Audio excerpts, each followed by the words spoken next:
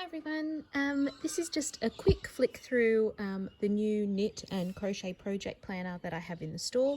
I thought the best way of showing you would be to make a video so that you can physically really see what's included in this book and decide whether it'll be useful for you.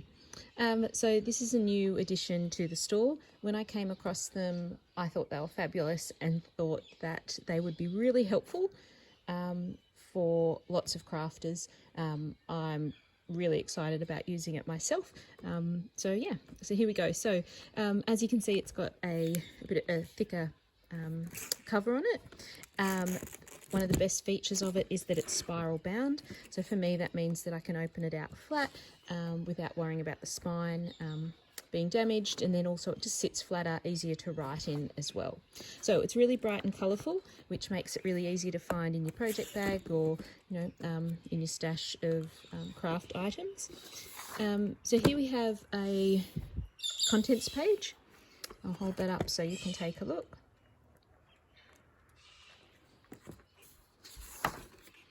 There's explanation about how to use the planner. Obviously you can use it in your own way as well, but this is how the people that designed it intended it to be used. And so there's lots of notes here at the beginning explaining how to use it.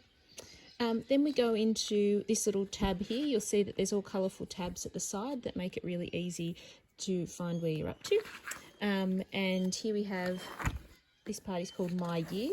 So it's broken up the year into months. So here we have events. So you can place, yarn events, or perhaps you might want to put down big birthdays, special events that you're creating projects for.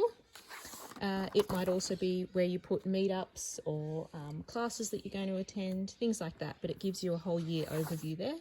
Then we've got each month with an area where you can put tasks and dates that they're due and things like that. So that goes across for each month. And then here we have this project wheel. Now I think this is a really clever way of, of tracking where you're up to. And it's a real visual, like a really good visual representation. So here we have the tasks that are generally involved in creating a project. So you have plan, size, colours, calculate, prep, gauge, create, assemble, weave, block and share. So as you go through each of your projects, so there's space in the planner to put 12 different projects. You can go through and colour each section or tick each section as you make progress on them. It also has a section here where you can log what the project is and your start and completion date. Now, what's really good about keeping notes about crochet and knitting projects is that, in a few years' time, you can come back to this and you'll know exactly what yarn you used, what hook size, what needles, and you'll have little notes written in here so that you can, make the project again or do something differently. Okay, so each section has for each project, like I said, there are sections for 12 projects. You have this starting page where you put all your information down about the project. So you've got where the project pattern is from, the source, the designer. If you're making this for somebody for specific measurements, you can write those notes there. You've got the area to write the gauge notes if you're testing out gauge. You then have sections where you can put, notes, finished photo. This is really good here because you can list the yarns that you're using, the colour, the dye light, all that kind of thing. So, if you're not one to keep those ball bands, then you can easily write the notes here. I would probably also put a little snip of the yarn and sticky tape it or glue it in here so that I can physically see the colours, and it makes it easier to grab things when you're working on it. It's also a good spot to mark down if you're doing colour work. You could then mark down which colour is, classified as the main colour or the contrast colour, things like that. It's a really good space to put that. Again, we've got the task checklist, so a great way of working through knowing where you're up to in the project.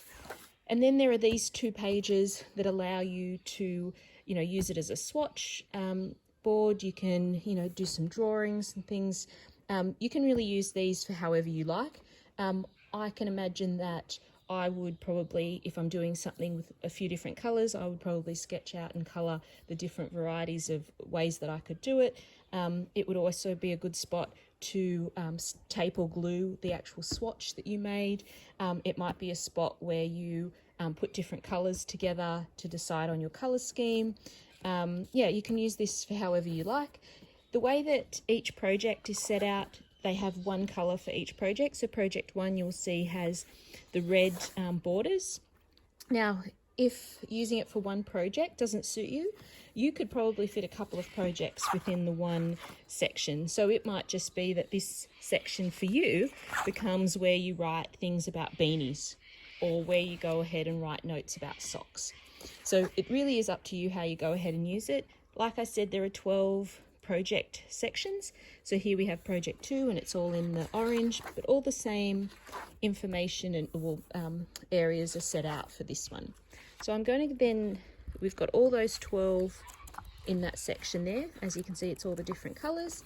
Then we move to this that says tracking logs. So in here, it's an area for you to track different things. Here we're tracking different gifts. There's even a spot for putting, the tracking number if you've sent it out via post. Here you've got a charity project tracker if you're doing some projects for charity. We've also got knit-alongs and stitch-alongs. I should say crochet-alongs as well, but we'll forgive them for that. Here's a class tracker. You might want to take some notes about what classes you're attending. Retreats. There's a section for yarn shows. Now, this is a section that I really like. This one we have my knitting needle inventory and my crochet hook inventory. I always get people coming into the shop that can't quite remember whether or not they've got a certain hook or knitting needle size at home. This is where you can go ahead, go through your whole stash of hooks and needles and mark down exactly what you have. So here are all the different sizes, there are your different types of needles, and here are the hook sizes as well.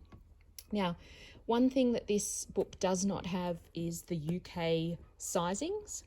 However, it does have the millimeters, so we've still got the metric system, which is easy for you to keep track of if you've got the UK size on your needles.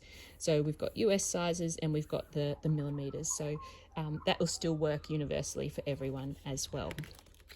Then we have a little section here where you can write down the books that are in your library. I wouldn't have enough space to put down all of the knitting and crochet books that I own. However, it's a good place to put your favourite ones, so that then, next time you're at a sit and knit kind of thing and somebody asks you about, what's your favourite book, or you want to tell somebody about a book that you've really liked and used, you've got the details sitting here so that you have reference to them. Then we have this section here that says My Contacts. So you've got local yarn shops. I'm assuming that Castle Handmade will head into your first little spot there. And then we have online favourites. Again, you would have the Castle Handmade website, of course. And you've got yarn friends. So here you can list down the names of all the friends that you've met in the Castle Handmade classes. Okay, then we have the last little section here, which is the reference section. Now this one is really handy to have with you all the time. You've got common crochet and knitting terms, you've got common symbols that you'll find in patterns. Here you have, I've skipped a page, you've got crochet abbreviations, you've got crochet chart symbols, knitting abbreviations, knitting chart symbols. We've got cable symbols as well. And this page here has the standard yarn weight system. So this one is really handy to have. It's probably going to be a page that I refer to a lot because I'm often converting the yarn weights. And then this also helps you when you're looking at gauge and meterage and things like that. There is a section here about measuring gauge, or how to measure people and sizes first when you're working on garments, but then also how to check your gauge. And this again is a reference guide for the sizes of knitting needles and hooks.